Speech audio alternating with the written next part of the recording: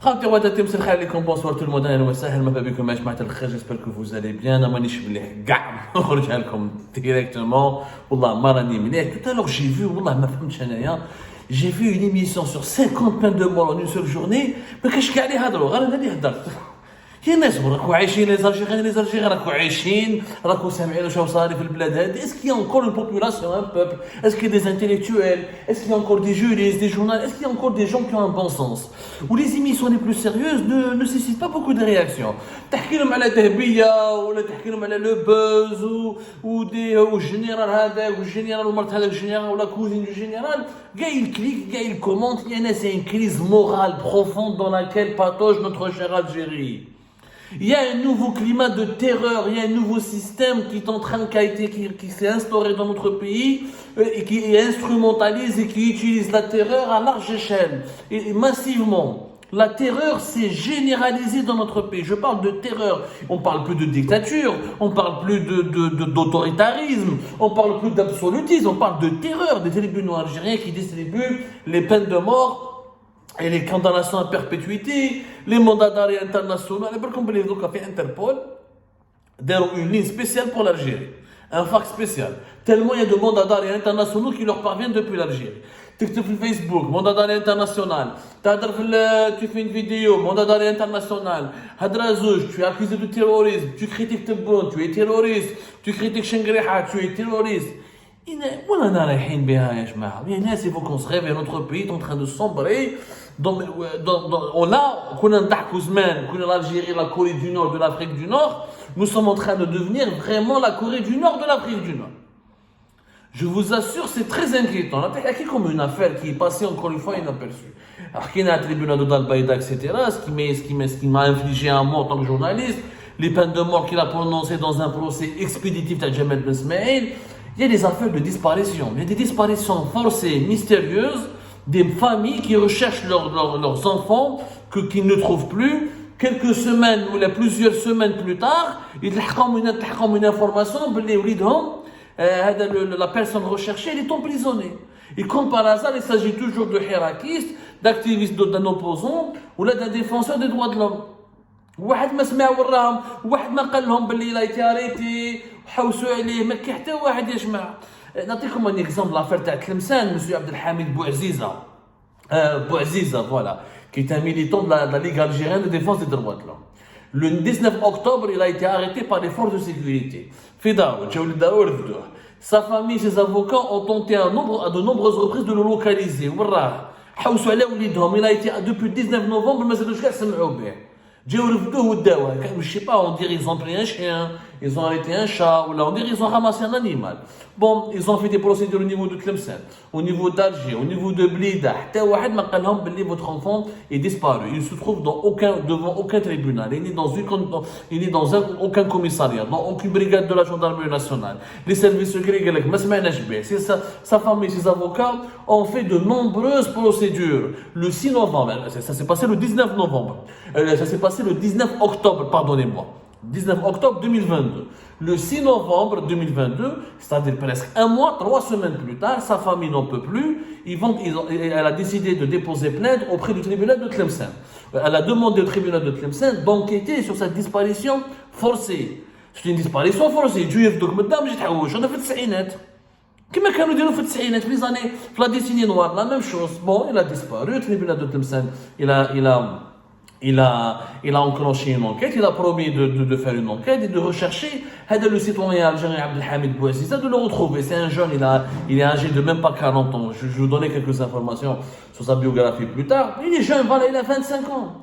C'est un 25 ans, Mskin, il était militant du Hirak, et les réseaux sociaux, il était très actif en tant que hirakiste, il était dans la Ligue algérienne des droits de l'homme.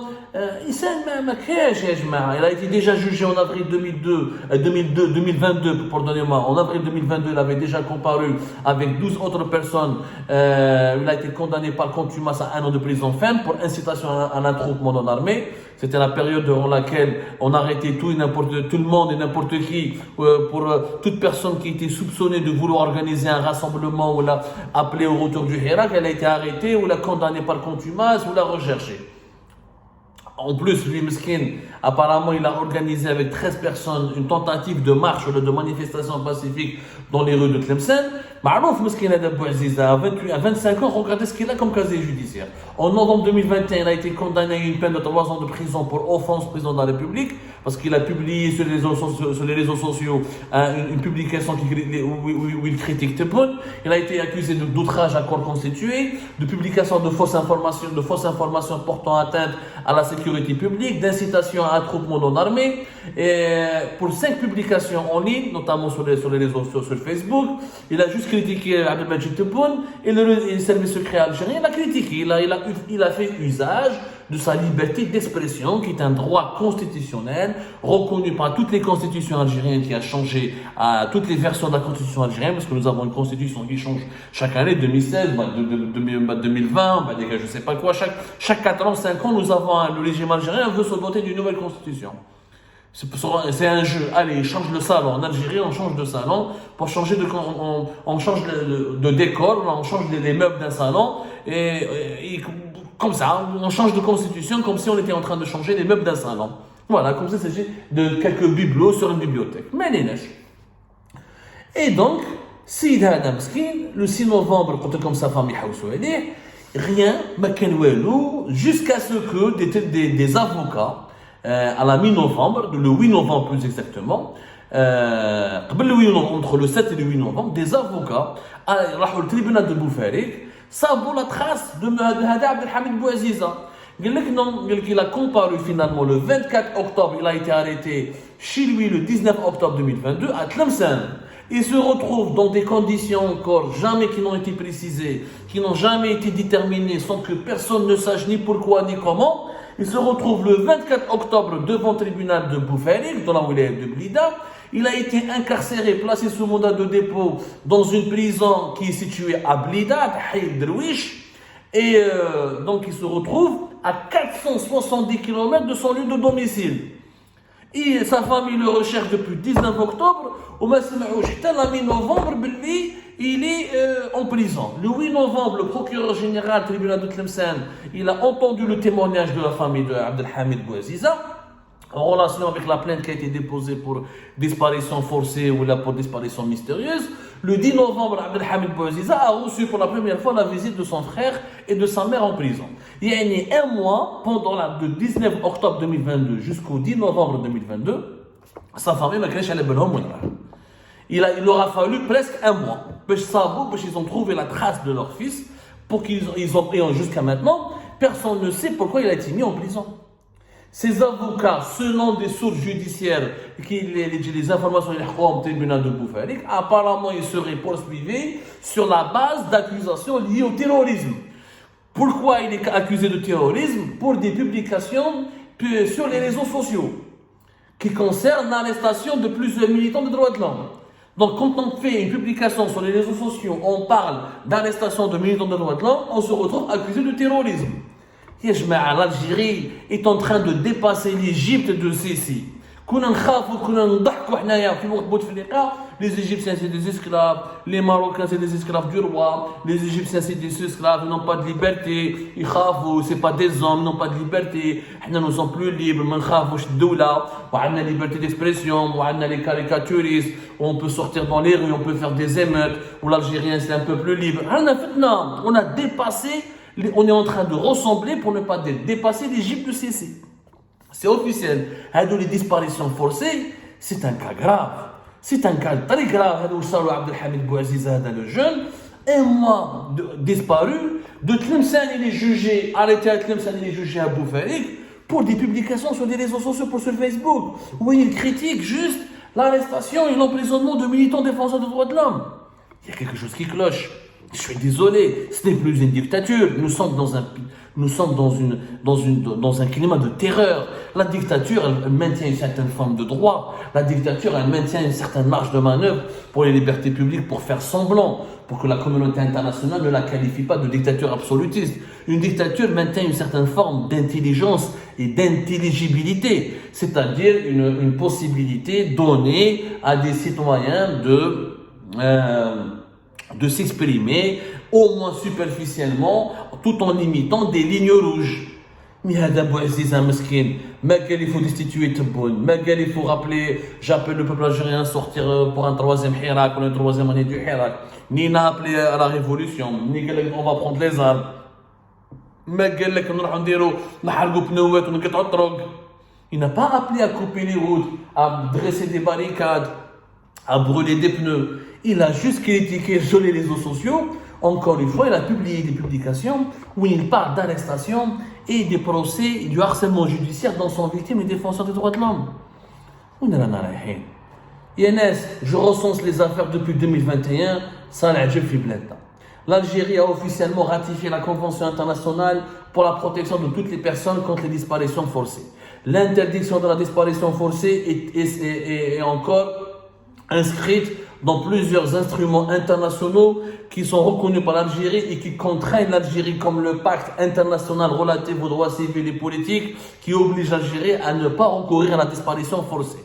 Quand un citoyen est arrêté au bout de 24 heures, il a le droit d'alerter sa famille et de voir un avocat. Même quand il s'agit d'un pédophile, d'un criminel ou d'un terroriste. Ma adrak un simple activiste politique, un simple opposant ou un simple défenseur des droits de l'homme. Et ce n'est pas la première fois. En mars 2021, le tribunal d'Al-Bayed, un juge a refusé d'ouvrir une enquête sur des accusations de torture, des actes de torture dont affirme avoir été victime le militant des droits de l'homme Ayoub Shahito, qui a affirmé qu'il a été violé par les policiers. Mais aucune enquête, aucune instruction. يسمع راهي كارثه يسمع بلادنا زيد لافير تاع مسكين اللي راه هارب في تونس.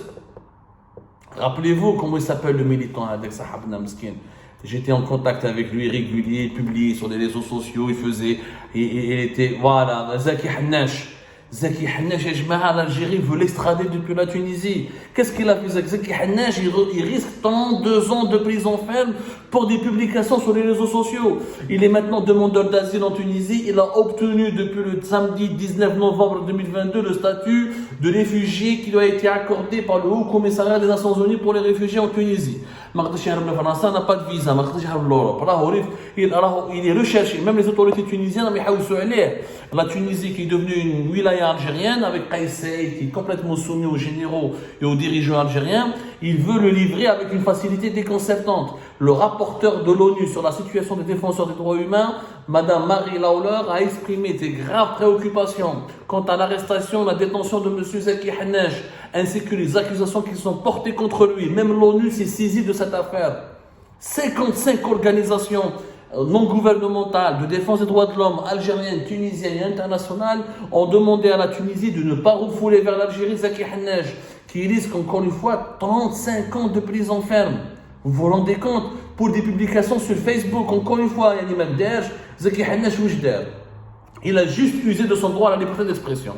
Il était en train de répertorier sur sa page Facebook les arrestations, les violations des droits de l'homme, les incarcérations des activistes sur la base de leur activité politique ou de leur opinion politique. Quand il y a un CNLD, Comité national de libération des détenus d'opinion, il était d'ailleurs devenu une source. Il était vraiment devenu une source assez fiable.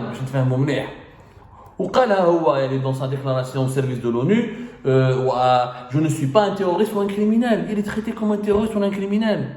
Disparitions forcées, des militants pourchassés y compris à l'étranger, des mandats d'arrêt internationaux, des journalistes condamnés à mort. Qu'est-ce qui distingue l'Algérie de l'Égypte de Sicile que nous avons عليها؟ قال لك البروفيرب الجيراني اللي يتحكي الحق. ها تبعنا الحراك والدول الناعورة والناعورة ما دارت. Le pays est devenu encore pire qu'à l'époque de Bouteflika. Et quand nous rigolions sur l'Égypte de Sissi, et ben l'Algérie d'aujourd'hui, elle est devenue pire que l'Égypte de Sissi et elle risque encore une fois d'offrir un tableau encore plus noir, un panorama encore plus lugubre de la situation des libertés publiques et individuelles dans les mois à venir.